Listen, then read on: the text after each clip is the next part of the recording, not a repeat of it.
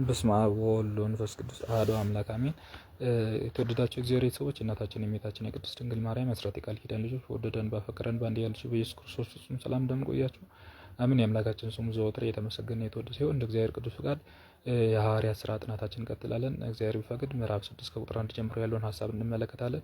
እግዚአብሔር አምላካችን በመካከላችን ተገኝቶ እንዲያስተምረን የእርሱ ቅዱስ ፍቃዱ ይሁንልን። የሐዋርያት ሥራ ምዕራፍ 7 ስለ ሰባቱ ዲያቆናት መሾም ይናገራል። እንግዲህ ሁሉም ሰው ተሰብስቦ ሀብቱን እያመጣ እንጀራ አንድ ላይ እንደሚመገቡ ተመልክተን ነበር። የሐዋርያት ሥራ ወንጌል ከማስተማር ይልቅ እንጀራ ማቀበል ስለሆነ በቃ ከኛ በታች እንጀራ የሚያቀብሉ ሰዎች ይፈጠሩ ዲያቆናቱ ተብሎ ይሾሙ የሚል የሐዋርያት ጉባኤ የመጀመሪያው ጉባኤ የተወሰነ ማለት ነው። ልክ ማቲያስ እንደሾሙት ዲያቆናቱም እንደሾሙ አንድ ላይ ተሰብስበው ተነጋገሩ ማለት ነው። ይህን ክፍል ነው የሚናገረው። በዚያ ወራት ደቀ መዛሙርቱ በብዙ ጊዜ ከግሪክ የመጡ ደቀ መዛሙርቱም በአይሁድ ምዕመናን ላይ አጉረመረሙባቸው። የዕለት የዕለት ምግብ ሲከፋፈሉ ባልቴቶችን ቸል ይሉባቸው ነበርና 12ቱ ሐዋርያትም ሕዝቡን ሁሉ ጠርተው እንዲህ አሏቸው፣ የእግዚአብሔር ቃል ትተን ማዕድ እናገለግል ዘንድ የሚገባ አይደለም። ወንድሞቻችን ሆይ ከእናንተ ወገን በመልካም የተመሰከረላቸው መንፈስ ቅዱስ ጥበብ የሞላባቸውን 7 ሰዎችን ምረጡ፣ ለዚህ ስራ እንሾማቸዋለን። እኛ ለጸሎትና ቃሉን ለማስተማር እንታገላለን አሉ። ይህንንም ሲናገር ነገር በእነርሱ ዘንድ የተወደደ ሆነ። ሃይማኖቱን የቀና መንፈስ ቅዱስ ያደረበት ሰው እስጢፋኖስ፣ ፊልጶስ፣ ቆጵርቆስን፣ ኒቆራንና ጢሞናያን ፊርሞናን እና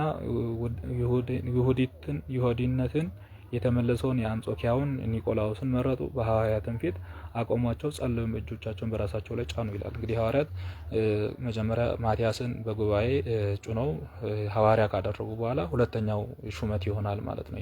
ይህ የድቁና ሹመት። የመጀመሪያው አገልግሎት የዲያቆናት መላላክ ነው። ምንድነው ማቀበል? እንጀራን ማቀበል፣ ማዘጋጀት። አሁን ቤተክርስቲያን የሚመጣውን ዲያቆን ያዘጋጃል የሚባል በዚህ መነሻነት የነበረ ነው። እንግዲህ የክፍፍሉ ጉዳይ ትንሽ ብዙ ሰው ሲሆን በትክክል ስለማይዳረስ ግሪካውያን ያዝኑት ስለነበረ ያንን እግዚአብሔር ባወቀ ይህንን አደረገ። ከዚህ በኋላ ዲያቆናትን ሾሙባቸው ማለት ነው። የእግዚአብሔርም ቃል ከፍ ከፍ አለ። በኢየሩሳሌም ምዕመናን እጅግ በዙ። ካህናትም መካከል ያመኑ ብዙዎች ነበሩ። እስጢፋኖስም የእግዚአብሔር ጸጋና ኃይልን የመላበት ሰው ነበር። ሕዝቡ መካከል ታላቅም ተአምራት ድንቅ ስራን የሚሰራ ነበር። የነጻ ወፍጮችም ከሚባሉባቸው ምኩራብ በቀር እግዚአብሔር በቀረ ናና ከእስክንድር ከክልቅያና ከእስያ የሆኑ ሰዎች ተነስተው እስጢፋኖስ ይከራከሩት ነበር። ነገር ግን ይቃወሙት ዘንድ አልቻላቸውም። በጥበብና መንፈስ ቅዱስ ይከራከራቸው ነበር። ከዚያም በኋላ ይህን ሰው በሙሴ እግዚአብሔር ላይ የስድብን ቃል ይናገራል ብለው ክስ ሊከሱ ሞከሩ ማለት ነው። እንግዲህ አቅመ ደካማ መነሻው ክስ ነው። ዲያብሎስ አቅመ ደካማ ስለሆነ ክስ ነው የሚያመጣው። እናገር ሰምተዋል የሚሉ 27 ምስክሮችን አስነሷቸው።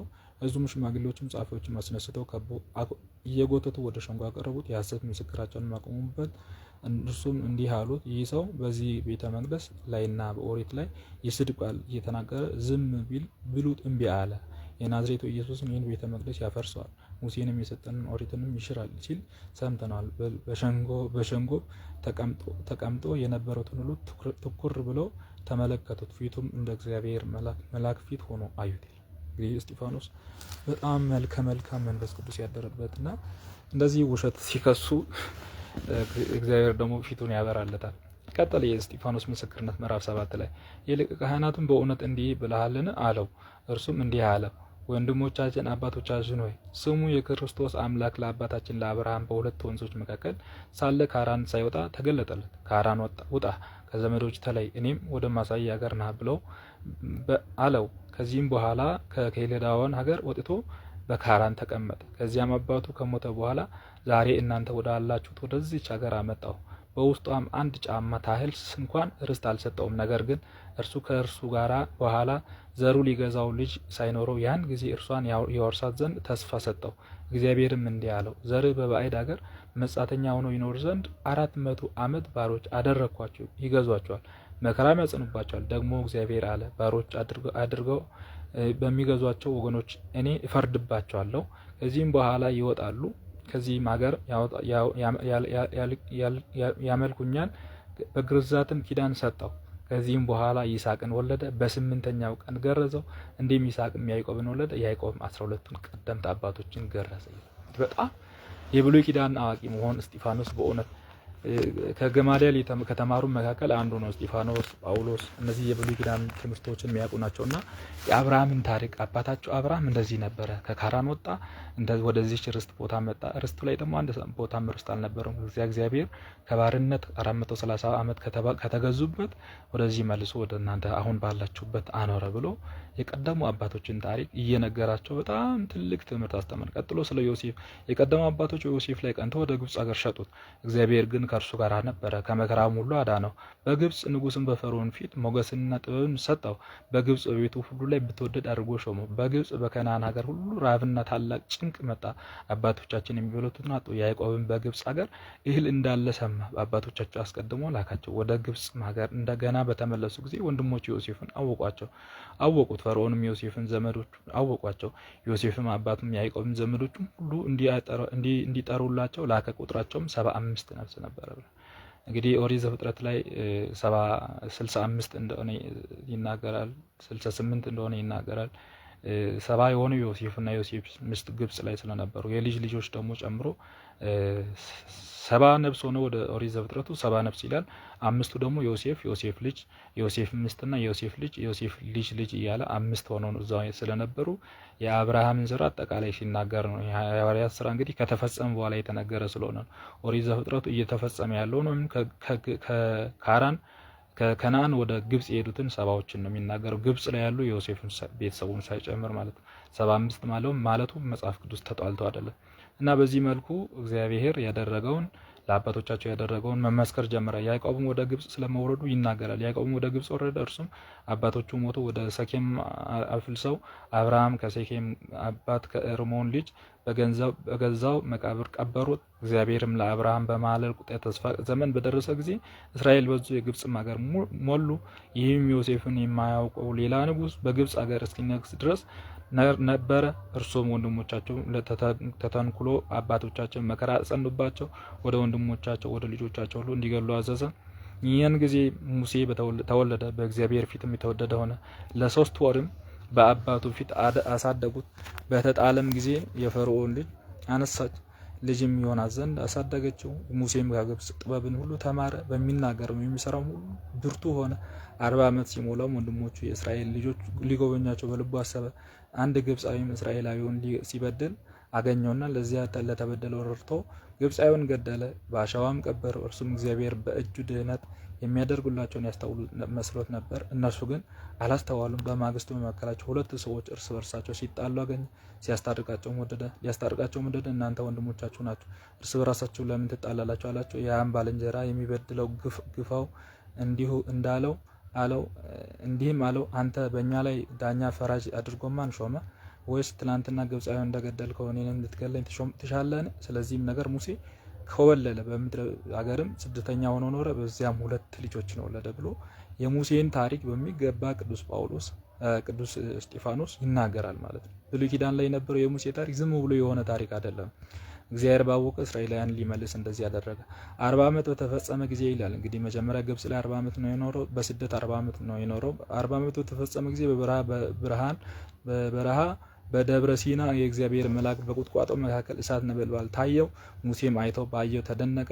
ሊያስተምረውም ቀረበ። እግዚአብሔርም እንዲህ ብሎ ተናገረው፣ እኔ የአባታችሁ አምላክ የአብርሃም የይስሐቅ የያዕቆብ አምላክ ነኝ። ሙሴም ተንቀጠቀጠ፣ መረዳትም አልቻለም። እግዚአብሔርም እንዲህ አለው፣ ጫማህን ከእግሬ አውልቅ፣ የቆምኩበት ምድር የተቀደሰች ናትና። በግብጽ ያሉ ወገኖችንም ሁሉ መከራ ማየት አይቻለሁ፣ ጩኸታቸውንም ሰምቻለሁ። ሳድናቸው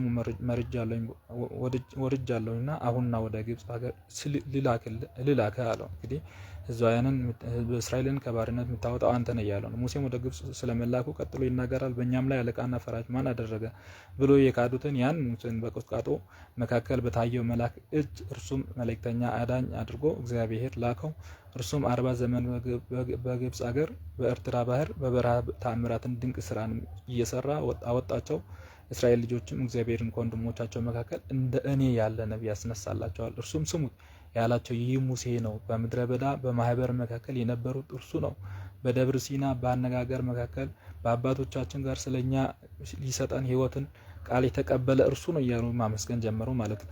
አባቶቻችን ለእርሱ መታዘዝ እምቢ አሉ፣ ካዱት፣ ልባቸውን ወደ ግብጽ ሀገር መለሰ። አሮንም በፊት በፊታቸው የሚሄድ አማልክትን ሰራላቸው። ያም ከምድረ በዳ ያወጣው ሙሴ የሆነውን አናውቅምና አሉት። ያን ጊዜም ጥጃ ምስል ሰሩ፣ ለጣዖትም መስዋዕት አቀረቡ። በእጃቸውም ስራ ደስ አላቸው። እግዚአብሔርን ተለያቸው። የሰማይም ጭፍራ መልአኩም ዘንድ ተዋቸው። የነቢያትን መጽሐፍ እንዲህ እንዳለ እናንተ የእስራኤል ወገኖች ሆይ በውኑ በምድረ በዳ ሳላችሁ 40 ዓመት የቀረባችሁትን ቁርባን መስዋዕትን አለን? ነገር ግን የሞላውን ድንኳን አነሳችሁ፣ ራፌን በሚባለው ኮከብ አመለካችሁ፣ ትሰግድሎችም ዘንድ ምስሎችን አበጃችሁ፣ እኔም ወደ ባቢሎን እንድትማረኩ አደረግኳቸው ብሎ በእውነት ልዩ የሆነ ትምህርት ልዩ የሆነ መንፈስን የሚያድስ ልዩ ትምህርት እስጢፋኖስ መመስከር ጀመረ ማለት ነው። ሙሴም ተናግሮ እንዳዘዘው በአሳዩ አምሳል የሰራውትን ምስክርን ድንኳን በአባቶቹ ዘንድ በምድረ በዳ ነበረች። ኢያሱና አባቶቹ በተራ ተቀብለው እግዚአብሔርን ከአባቶቻቸው ፊት አስወጥቶ ወደ ሰደዳቸው ወደ አሕዛብ ከእነርሱም ጋር አገቡት። እስከ ዳዊትም ዘመን ነበረ። ዳዊትም በእግዚአብሔር ፊት ባለሟልነትን አግኝቶ ለያዕቆብ አምላክ ማደሪያ ያገኝ ዘንድ ለመነ። ሰሎሞንም ቤት ሰራለት። ነገር ግን ልዑል የሰው ልጅ በሰራው ቤት የሚኖር አይደለም። ነቢዩ እንዲህ ብሏል እና እግዚአብሔርም እንዲህ አለ፣ ሰማይ ዙፋኔ ነው፣ ምድር የእግሬ መረገጫ ነው። እንግዲህ ሰው በሰራው ቤት አያድርም ማለት ድንግል ማርያም በሰው ዘር አትወልድም ማለቱ ነው። ምክንያቱም ማደሪያዋ ናት ለ9 ወር ከ5 ቀን። ሁለተኛ ቤተ ክርስቲያን ሰው የሰራት አይደለችም። አሁን ቤተ መቅደሱን ድንጋይ የሚያቆመው እንጨቱን የሚያቆመው ሰው ነው። እርግጥ ግን ሰው የሰራት ቤት አይደለችም ማለት ሰው የሰራው ቤት የእግዚአብሔር ዙፋን ሊሆን አይችልም። እግዚአብሔር ራሱ በሜሮን እንዲከብር እንዲቀደስ ያደርጋል ማለት ነው። ማደሪያው እንዲሆን የሚያደርገው ራሱ እግዚአብሔር ነው እንጂ ሰው የሰራው ቤት አይደለም።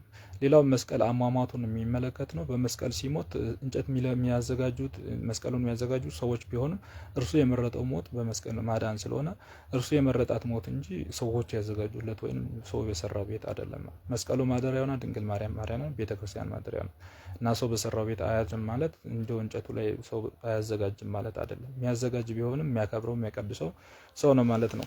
በዚህ መልኩ አምላካችን አስተማረ ማለት ነው። ቀጥሎ ዲያቆኑ እስጢፋኖስ አስተማረ። የእግሩ መረገጫ ናት። ምን አይነት ቤት ትሰሩኛላችሁ? የሚያርፍበት ቦታስ ምን አይነት ቦታ ነው ብሎ ነቢዩ ኢሳያስ የተናገረውን ያነሳል ማለት ነው እስጢፋኖስ። ቀጥሎ መጨረሻ ንግግር ያደርጋል እስጢፋኖስ። እናንተ አንገታቸው ልባቸው የደዳፈነ ጆሮአቸው የደነቆረ እንደ አባቶቻችሁ መንፈስ ቅዱስን ዘወር ታቃወማላችሁ። አባቶቻችሁ ከነቢያት ያሳደዱት ማን አለ? ዛሬም ያላሳደዱት ማን አለ? ዛሬም እናንተ አሳልፋችሁ የሰጣችሁት የገደላችሁ ጽድቁን መምጣት አስቀድሞ የተናገሩን ገደላችሁ። በመላእክት ስርዓትን ኦሪትን ተቀብላችሁ አልጠበቃችሁም ብሎ ጨካኝነታቸውን መናገር የሚገባውን በቃ ልባቸውን ማስተዋል እንዳቃተው ቅዱስ እስጢፋኖስ የመጨረሻ ንግግር ያደርጋል። ቀጥሎ እስጢፋኖስን በድንጋይ ወግሮ ይገሉታል ማለት ነው። ይህም ሰምተው ተበሳጩ፣ ልባቸውም ተናደደ፣ ጥርሳቸውም አፋጩበት። በእስጢፋኖስ ላይ መንፈስ ቅዱስ መላ። ወደ ሰማይ ተመለከተ፣ የእግዚአብሔርም ክብር ኢየሱስን በእግዚአብሔር ቀኝ ተቀምጦ አየ። እነሆ ሰማይ ተከፈተ፣ የሰው ልጅም በእግዚአብሔር ቀኝ ቆሞ አያለሁ አለ። እንግዲህ ተመልከቱ፣ እስጢፋኖስ እነሱ ድንጋይ እየወግሩበት፣ እሱ ደግሞ ሰማይ ነው የሚመለከተው። እግዚአብሔርን የሚያይ ሰው ድንጋይ አያይም፣ ድንጋይ አይቶ አይፈራም። እስጢፋኖስ ድንጋዩን ቢያይ ኖሮ ይፈራ ነበር። እሱ የሚመለከተው የነበር ወደ ሰማይ። እነሱ ድንጋይ እየከመሩበት ነው፣ ድንጋይ እየቆለሉበት ነው። እርሱ ግን የሚመለከተው ወደ ሰማይ፣ አይኖች ወደ እግዚአብሔር ነው የሚመለከቱት። እነርሱም በታላቅ ቃል ጮኸ፣ ጆሮአቸውን ደፈነ። በአንድነትም ተነስተው ከበቡት፣ ከከተማ ወደ ውጭ ጎተቱት፣ አውጥተውም ወገሩት። የሚወግሩትም ሰዎች ልብሳቸው አስቀመጡ። እስጢፋኖስም ጌታዬ ኢየሱስ ሆይ ነፍሴን ተቀበል እያለ ሲጸልይ ይወግሩት ነበር። በጉልበቱም ተንበርክኮ አቤቱ ይህን ኃጢአት አትቁጠርባቸው ብሎ በታላቅ ድምፅ ጮኸ።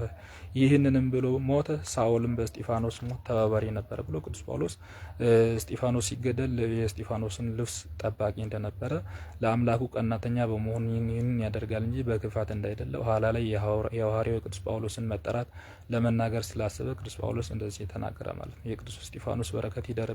በእውነት ትምህርቱ በጣም መሳጭ፣ የብሉያትን የነቢያትን የነበረውን ትምህርት ወደ አዲስ ኪዳን አምጥቶ ለእስራኤላውያን ተናገረ። ሊያስተውሉ ሲያቅታቸው እናንተም አታስተውሉ ብሎ ገሰጻቸው። በዚህ ምክንያት ድንጋይ ወግሮ ገደሉት ማለት ነው። በረከቱ ይደርብን። ወስብሐት ለእግዚአብሔር።